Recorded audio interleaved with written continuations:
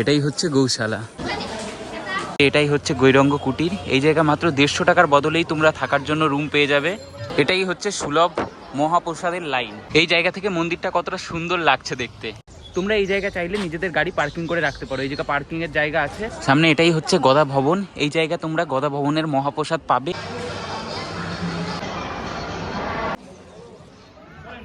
Side scene করতে 5টা, মায়াপুরের মধ্যে 5টা জায়গা আছে, মায়াপুরের বাইরে 3টে আছে।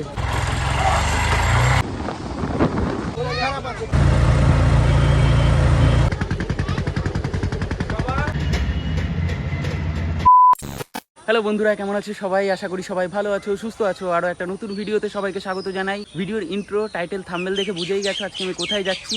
আজকে আমি যাচ্ছি মায়াপুর নবদ্বীপ ইসকন মন্দিরে। মাঝের গ্রাম থেকেই বনগা লোকাল করে আমি পৌঁছাবো রানাঘাট স্টেশন, রানাঘাট থেকে কৃষ্ণনগর লোকাল করে পৌঁছাবো কৃষ্ণনগর স্টেশন। তোমরা যারা হাওড়া থেকে যাবে, হাওড়া থেকে কাটুয়া লোকাল করে পৌঁছাবে নবদ্বীপ ধাম। স্টেশনের বাইরে থেকেই একটা টোটো করে পৌঁছাবে ঘাটে, ঘাট থেকে ঘাট পার করলেই ইসকন মন্দির। আর কৃষ্ণনগর থেকে কিভাবে পৌঁছাবে সেটাই ভিডিওর মাধ্যমে তোমাদের দেখাচ্ছি। আমার কাছে কয়েকজন শুনছিলে বনগা থেকে কোনো লোকাল ট্রেন নেই যেটা ডাইরেক্ট পৌঁছায় কৃষ্ণনগর। 8:20 একটা বনগা থেকে ট্রেন ছাড়ে যেটা ডাইরেক্ট লালগোলা পৌঁছায়, কৃষ্ণনগর হয়ে লালগোলা পৌঁছায়। এই ঢুকছে বনগা লোকাল।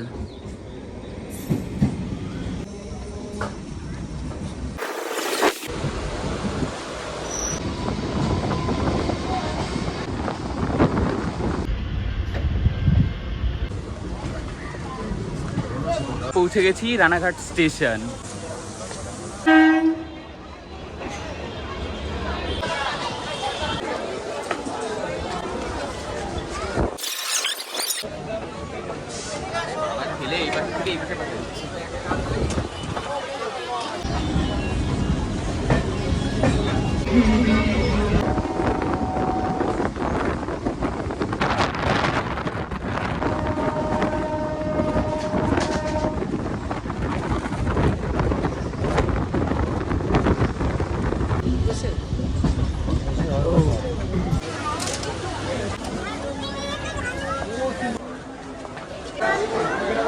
দাদা একটা কৃষ্ণনগর স্টেশনের 1 নম্বর প্ল্যাটফর্মে পাওয়া যায় ডালপুরি। এটা কৃষ্ণনগর স্টেশনের স্পেশাল। যখনই আসি এই দোকান থেকে খাই, বেশ ভালো বানাই।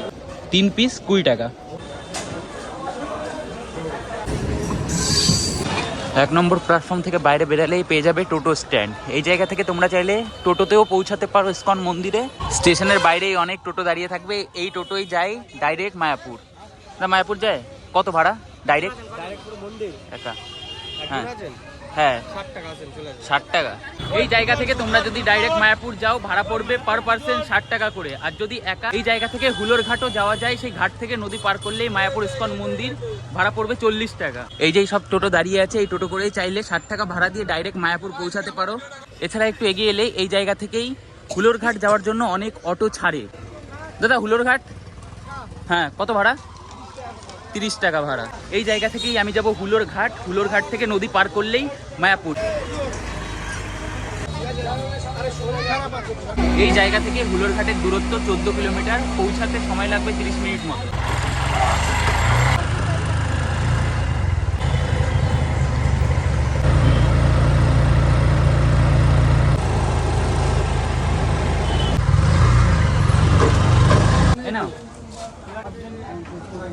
এই যে হচ্ছে অটো স্ট্যান্ড, এই জায়গায় অটো এসে দাঁড়াবে।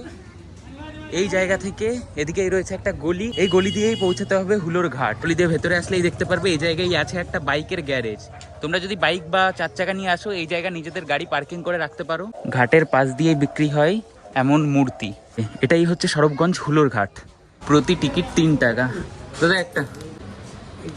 2026 সালে এসেও এই টিকিট ভাড়া মাত্র 3 টাকা। এটাই হচ্ছে ঘাট। ঘাট পার করলেই মায়াপুর।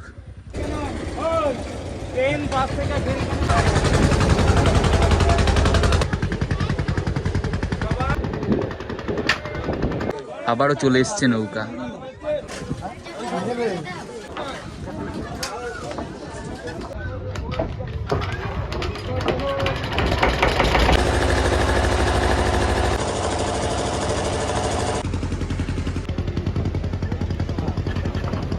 এক মিনিটও লাগে না পৌঁছাতে, উঠতে আর নামতেই যা সময় লাগে। ওই পাশ থেকে তোমরা যেই টিকিটটা নেবে এই জায়গায় তোমাদের জমা করতে হবে। এই যে নৌকা থেকে নেমে 4-5 পা আগে এলেই দেখতে পারবে টোটো স্ট্যান্ড। এই টোটোতে বসেও চাইলে তোমরা ইসকন মন্দিরের সামনে যেতে পারো, ভাড়া 10 টাকা। এই জায়গায় দেখতে পাবে সব টোটো দাঁড়িয়ে থাকবে। ইসকন মন্দিরে যাওয়ার আগেই চোখে পড়বে অনেক সব এমন মন্দির, চাইলে একদিন থেকে এই জায়গাও তোমরা ঘুরে যেতে পারো। এই যে সামনেই দেখা যাচ্ছে ইসকন মন্দির। এই জায়গা থেকে মন্দিরটা কতটা সুন্দর লাগছে দেখতে। এই চলে এসেছি মন্দিরের একদম গেটের সামনে, এটাই হচ্ছে মেইন গেট।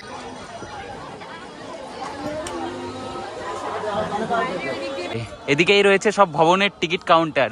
এটা গদা ভবনের টিকিট কাউন্টার, আর এদিকে অন্য সব ভবনের টিকিট কাউন্টার আছে। আমার প্রথম কাজ হবে এই ভবনের থেকে একটা টিকিট নিয়ে নেওয়া। এটাই হচ্ছে সুলভ ভোজনালয় টিকিট কাউন্টার। তো একটা টিকিট দেবেন। নিয়ে নিয়েছি টিকিট। টিকিট করলে মাত্র 50 টাকা। এদিক থেকেই যেতে হয়। রাস্তার পাশ দিয়ে এমন সুন্দর দোকান আছে যে এই জায়গা থেকে তোমরা অনেক পছন্দের জিনিস পেয়ে যাবে। এটাই হচ্ছে সুলভ মহাপ্রসাদের লাইন। এই দেখো মহাপ্রসাদের লাইন কতটা বড়। মনে হচ্ছে এই জায়গা থেকে পৌঁছাতেই 2 ঘন্টা লেগে যাবে। এই দেখো লাইন কত বড়। আমি আগেও অনেকবার এসেছি মায়াপুরে, তবে এত বড় লাইন একবারও দেখিনি। এটাই হচ্ছে মায়াপুরের নতুন ইসকন মন্দির। এই জায়গায়ও লাইন আছে, মানে কত বড় লাইন, যারা মায়াপুর একবার এসছো তারাই বুঝতে পারবে। এটাই হচ্ছে মুভি থিয়েটার টিকিট কাউন্টার। চাইলে এটাও তোমরা দেখে যেতে পারো, 3D একটা শো হয়। এই জায়গায় আছে একটা বসার জায়গা। এই জায়গায় সব ভক্তরা ছায়া জায়গায় বসে থাকে। এত গরম পড়েছে, এই জায়গা বসে প্রথমে একটু রেস্ট নিয়ে নি। এটাও এত গরম, পুরোপুরি তাপ হচ্ছে এটার থেকে। সামনে এটাই হচ্ছে গদা ভবন। এই জায়গা তোমরা গদা ভবনের মহাপ্রসাদ পাবে। এছাড়া এই জায়গা কিন্তু তোমরা চাইলে রুম নিয়ে থাকতেও পারো। এই জায়গা থেকে ইসকন মন্দিরের সুন্দর ভিউ দেখতে পারা যায়। এই জায়গা থেকে একটু ঠান্ডা জল ভরে নি, গরম যা পড়েছে। মন গাছের নিচে দেখো কত মানুষ একসঙ্গে বসে আছে। এই জায়গা দেখো কত সুন্দর সব ফটো আছে। তোমরাও যদি ইসকন মন্দিরে বাইক বা 4 চাকা গাড়ি নিয়ে আসো, তোমরা এই জায়গা চাইলে নিজেদের গাড়ি পার্কিং করে রাখতে পারো। এই জায়গা পার্কিং এর জায়গা আছে। এই জায়গায় আছে সুন্দর বসার জায়গা। এই জায়গা থেকে মন্দিরের খুব সুন্দর একটা ভিউ পাওয়া যায়। এতটা গরম পড়েছে, সবাই গাছের ছায়াতে বসে আছে।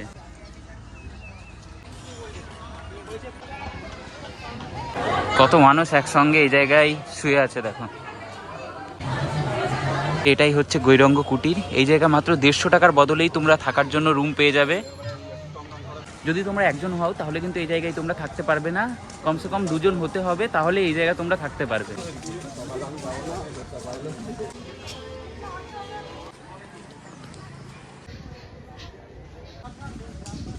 এবার যেদিকে যাচ্ছি এদিকেই রয়েছে গৌশালা।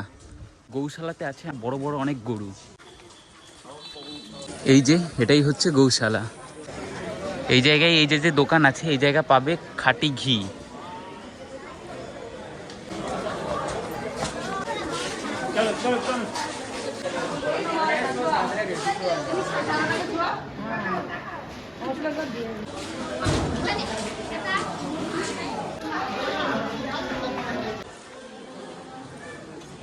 এই দেখো এই নন্দী মহারাজকে দেখো, কি বিশাল শিং। মাথার থেকেও সাইজে বড় রয়েছে শিং। এই জায়গা কিন্তু এমন একটা না, অনেক আছে।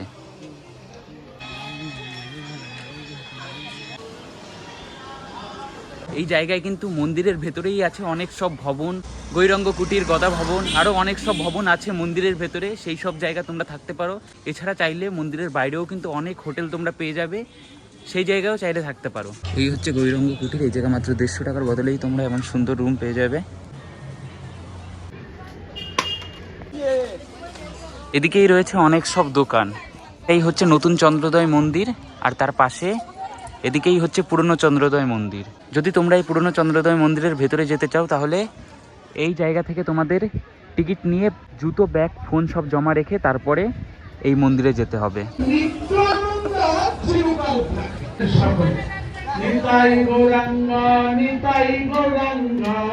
লাইন দেখছি অনেকটাই ফাঁকা হয়ে গেছে, তাহলে খাওয়া দাওয়াটা এই জায়গা থেকে সেরে নেওয়া যাক। এই জায়গায় জুতো রেখে তারপরে ভেতরে যেতে হবে। বন্ধুরা জুতো মোজা সব খুলে রেখেছি। এই হচ্ছে টিকিট। এখনো এই পাশে অনেকে বসে আছে। সুলভ প্রসাদ কুপন। এই হচ্ছে পুরো জায়গা, এটাই হচ্ছে সুলভ প্রসাদ ভবন। দেখো কত মানুষ এই জায়গায় একসঙ্গে বসে খাচ্ছে, নিচে এমন জায়গা করা। কিছু সেকেন্ডের মধ্যেই সব সিট ভর্তি হয়ে গেল। আমি আগেও 4-5 বার এসছি এই ইসকন মন্দিরে, যতবারই খাবার খেয়েছি গদা ভবনে খেয়েছি। এটা হচ্ছে সুলভ ভবন।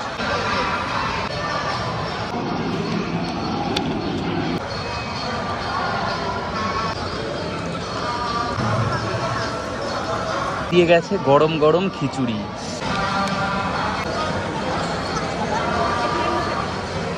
আগের বারে যারা খেয়েছে তারা ওই জায়গা থেকে বাইরে বেরোচ্ছে অল্প।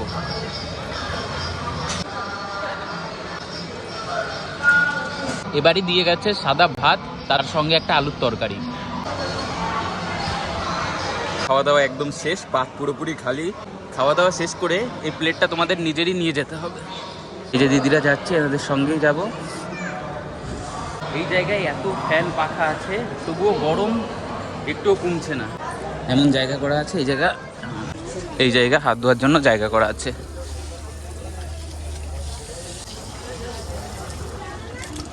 জায়গা থেকে বাইরে বেরিয়ে এই জায়গায় যদি তোমরা চটি রাখো তাহলে এই জায়গা থেকে চটি পেয়ে যাবে। আমি রেখেছি ওই কর্নারটাই। এই যে এই জায়গায় রেখেছি আমার জুতো। এই যেই হচ্ছে পুরনো চন্দ্রোদয় মন্দির। কত মানুষ এই জায়গায় বসে আছে। রাস্তার পাশেই এমন অনেক দোকান রয়েছে। এই দেখো জগন্নাথ দেব।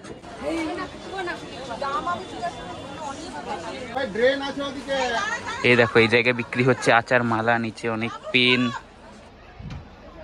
এই গেটটা এখন আছে বন্ধ, না হলে সামনে গিয়ে তোমাদের ভেতরটা দেখানো যেত। এই দেখো এটাই হচ্ছে অখণ্ড হরিনাম সংকীর্তন। এই জায়গায় 24 ঘন্টাই কীর্তন হতে থাকে। কি বিশাল এই মন্দির! সত্যি বন্ধুরা জায়গাটা খুবই সুন্দর। একটা দিন এই জায়গায় এসে তোমরা ঘুরে যেতেই পারো। বাইরে থেকে মন্দিরটা ঠিক এমন দেখতে লাগে, খুবই সুন্দর। বাইরেই এমন টোটো দাঁড়িয়ে থাকবে। এই জায়গা থেকে তোমরা চাইলে কৃষ্ণনগর স্টেশনও পৌঁছাতে পারো। এছাড়া এই টোটো করে পৌঁছাতে পারো ঘাটে। ইসকন মন্দিরের বাইরেই অনেক টোটো থাকবে। যদি তোমরা এই জায়গায় সাইট সিন করতে চাও, অনেক দাদারাই আছে যারা সাইট সিন করায়, তাই না দাদা? তোমরাও তো করাও। তো সাইট সিন করতে কেমন কি নাও? সাইড সিন করতে 5টা মায়াপুরের মধ্যে 5টা জায়গা আছে। মায়াপুরের বাইরে 3টে আছে। টোটাল সব যদি আসা যাওয়া করে 60 টাকা, আর যদি এক রিজার্ভ করে 300 টাকা। তোমরা যদি সাইট সিন করতে চাও তো কৃষ্ণনগর এসে এই দাদাদের কল করলেই মায়াপুর মন্দিরের বাইরে থেকেই এনারা টোটো করে যেসব জায়গা ঘোরার আছে ঘুরিয়ে দেবেন। এমন একজন না, এই জায়গায় যত সব টোটো আছে প্রতিটা টোটোই এমন সাইট সিন করায়। মন্দিরের বাইরেই আছে এমন ফুচকার স্টল, এদিকে আছে চপের স্টল। এছাড়া এই জায়গা থেকে টোটোতে যদি ঘাটে পৌঁছাতে চাও এমন অনেক টোটো যায়। ইসকন মন্দির তো ঘোরা কমপ্লিট হয়ে গেল। এখন যাচ্ছি এবার ঘাটে। ঘাট থেকে ঘাট পার করে অটো করে পৌঁছাবো কৃষ্ণনগর স্টেশন। স্টেশন থেকে যেইভাবে এসেছি সেইভাবেই বাড়ি চলে যাব। তো একদিনে যারা মায়াপুর আমার মতন ভাবে ঘুরতে চাও তো আসতে পারো। আর যদি থাকতে চাও ইসকন মন্দিরের ভেতরেই অনেক সব ভবন আছে, যেই জায়গায় তোমরা থাকতে পারবে। গৈরঙ্গ কুটির আছে, গদা ভবন আছে। এছাড়া যদি চাও মন্দিরের বাইরে থাকবে তো মন্দিরের বাইরেও কিন্তু অনেক সব হোটেল আছে, যেই সব হোটেলে তোমরা থাকতে পারো। একটা হুলোর ঘাট। এই দেখো একটা বোট ওইদিকে যাচ্ছে, আরো একটা আসছে।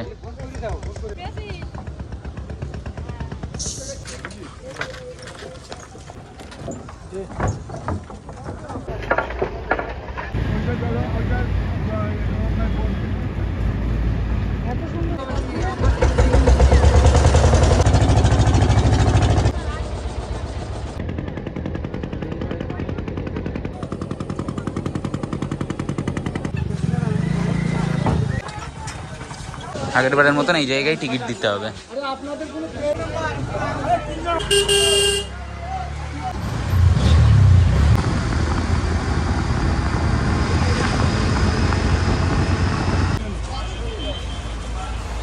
পৌঁছে গেছি কৃষ্ণনগর স্টেশন। এটাই স্টেশন। এই দাঁড়িয়ে আছে কৃষ্ণনগর লোকাল। বেশ ভালোই ভিড় আছে। ওঠো ওঠো দাদা।